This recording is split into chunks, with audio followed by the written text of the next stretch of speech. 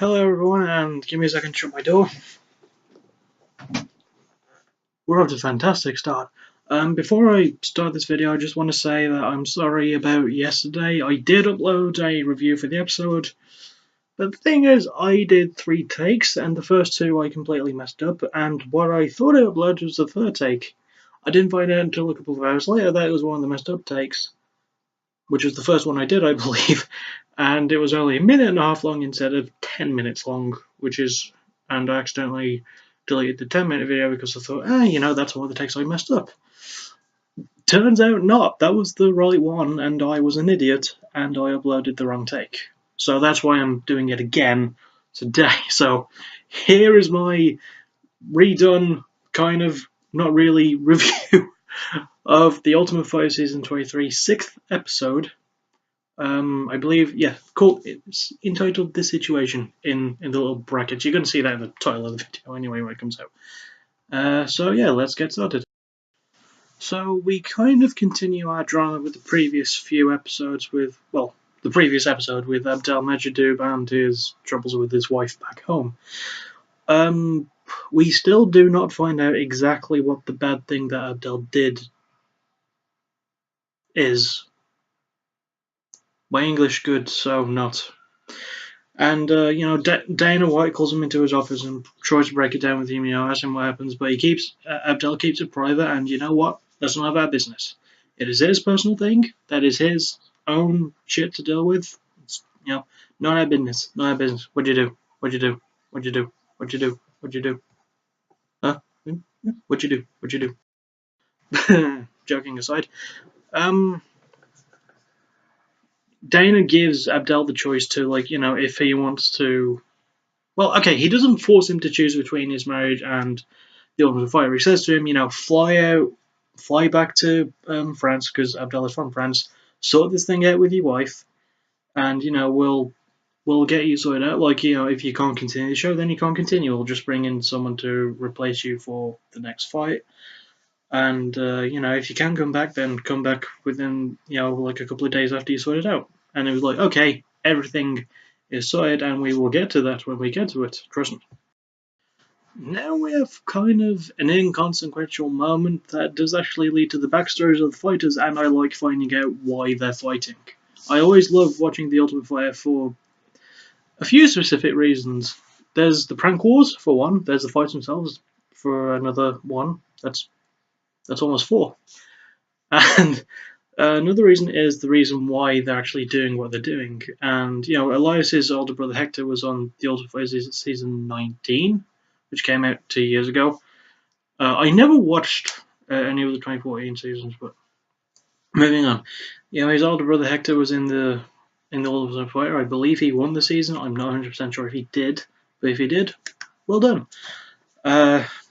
And we find out that Elias's family is a bunch of immigrants, really. It does sound like I'm using that term negatively, but I'm not. Trust me, I'm going to explain that right now. Pretty much his entire family has been moving from place to place. Obviously, the surname Urbina, I believe they're originally from Mexico, and they moved to America pretty early on. And Elias, Hector, and their sisters as well. They've got a lot of sisters. Apparently, we're just sort of like, we want to help around the house, but the father was adamant on letting them get an education and go to college and do like the wrestling and the learning and all the stuff. So that's a pretty cool dad, and that just adds on to a further reason that Elias is fighting, which is that he's got a girlfriend and he has a baby on the way. So, needless to say, he badly needs to win the show if he wants to keep things going. Remember I mentioned earlier that if Abdel doesn't return, they might have to bring in someone to replace him? Well, they were debating Khalil or Myron, who had, the other 2 male fighters had already lost, to possibly fight Josh Stansbury when that happens. And during the training, Khalil Roundtree, who is, normally the very, very happy, positive guy, even after he lost, it was just like, he's all happy, he's all good, I like Khalil a lot. During a particularly hard bout of training, he winds up with tendonitis, I think it's called, and badly damages his knee, which kind of makes him a bit mad. And it's not fun seeing someone happy get pissed off. I mean, he's not like pissed off at everybody, but he's more so mad at himself because of, he let the injury happen. But it's just something that happens in the UFC. One of the reasons I won't be a fighter, I don't like pain. The other reason is because I'm not exactly the most, guy. But then again, neither is Roy Nelson, and I like him a lot. And I did forget to mention, we talked about Elias's backstory. I did not talk about his opponent, Eric Spoisley's backstory. Eric being from Team Claudio, Elias being from Team Joanna. If you're watching the season, you don't need me to tell you this. Why are you watching me, the moron reviewing it, when you can just watch the show yourselves? You people, you annoy me. Anyway, Eric has a much sadder backstory. We find out that he did have a girlfriend a while ago before the show, before he came onto the show, and during a ride down the rapids, there was an accident and she wound up dead. Just a bit dead. Okay, I'm not gonna even joke about it. Really, it was a horrible thing, and you could see Eric like desperately trying not to cry in front of his teammates as well. It does bring up an interesting point though, because Andrew Sanchez, who I mentioned a couple of episodes ago, has a ukulele that he likes to play, and he played it for Myron during his fake Valentine's Day with his wife's face. With not his wife's face, a picture of his wife's face on. Imagine if it was his wife's face. That would be freaking weird. Ugh. Anyway, he played that for him, and I was expecting him to play it for Eric, but he didn't, and I sort of, whatever. I thought he could have, Eric might have been able to use it, but he didn't. So yeah, Eric. I mean, I wish all the best to you. You seem like a cool dude, even though I didn't really like you much beforehand as a fighter. I do like you as a person. I'm gonna say that you're a cool dude. Uh, Coming this far after all the shit you've been through. The same can be said for most fighters that went up in the show. Anyway, moving on, moving right along. I don't know what it was. We get the verdict on whether Abdel is going to return or not, and well, obviously, if you watch the show, you know the answer to this already. But he did, which means we'll get to see him fight. Yay! Oh, he didn't excite me in his opening fight. I'm sorry. But I am glad to see him back in the house after all the crap that he's going through with his wife. Well, he was going through it before he was dead, then came back and was like, yeah, I can fight now. My wife has given me permission. He's not British. In fact, the British and the French don't have the best relationship for all of you war buffs out there. Uh-huh. I'm not a war buff, I just kind of know that somehow. I don't really know how. And the moment I forgot to talk about before Abdel's return was, as I mentioned earlier, I like pranks. Well, not.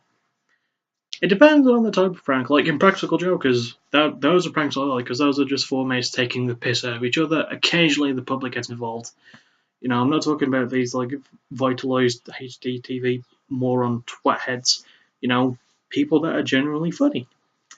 And the guys decide to pull up a pretty inventive prank where they pour baby powder into the girls' hair dryers, and JJ Aldrich from Team Joanna comes by and starts using one and accidentally sprays herself with baby powder.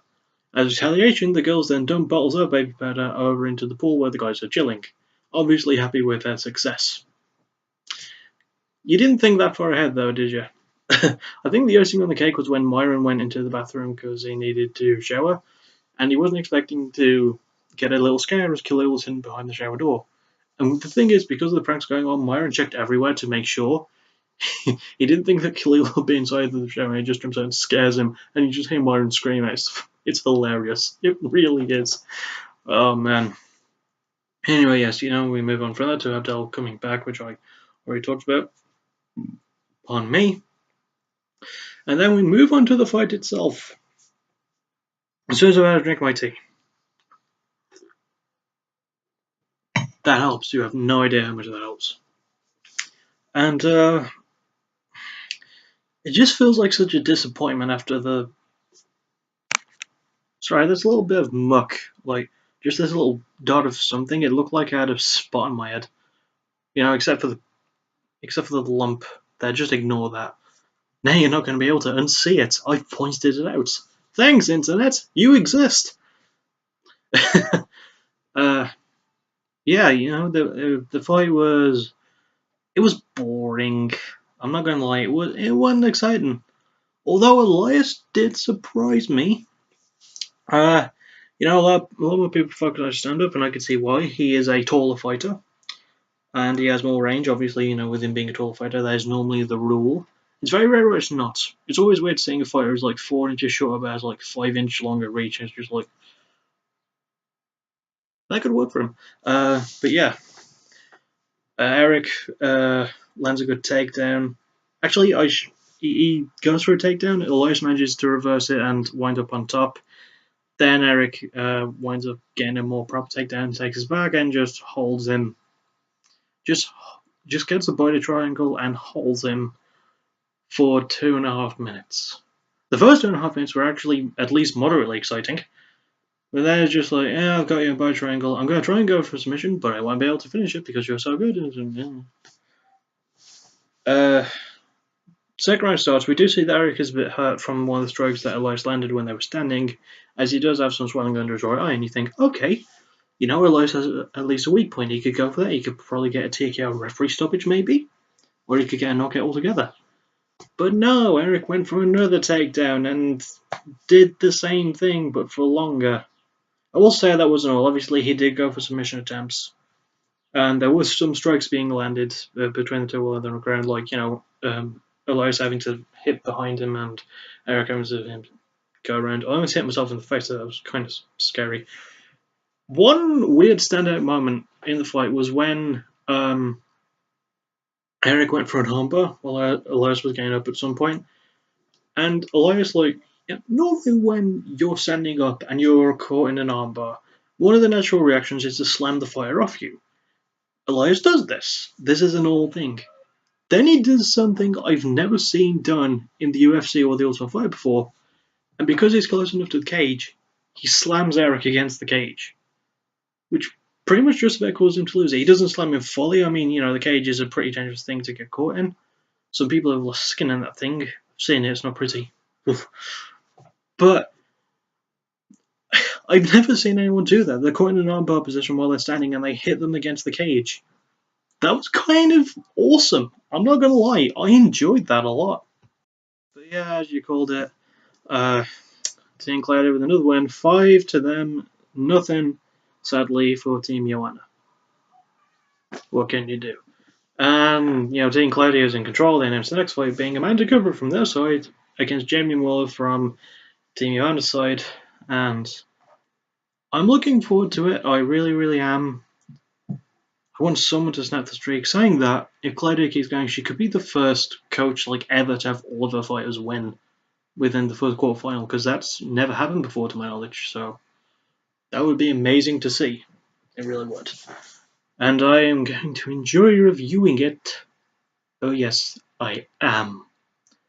I don't know what the hell is wrong with me today. Anyway, I hope you enjoyed this review. Even if you didn't, joke's on you, you watched the video anyway, so that means you at least care a little bit, even if it's in a negative way. It is your fault. Ha ha ha. Psychological game. Ha ha ha. Don't ask. I'll see you all in the next one, whenever that may be. Bye. Bye.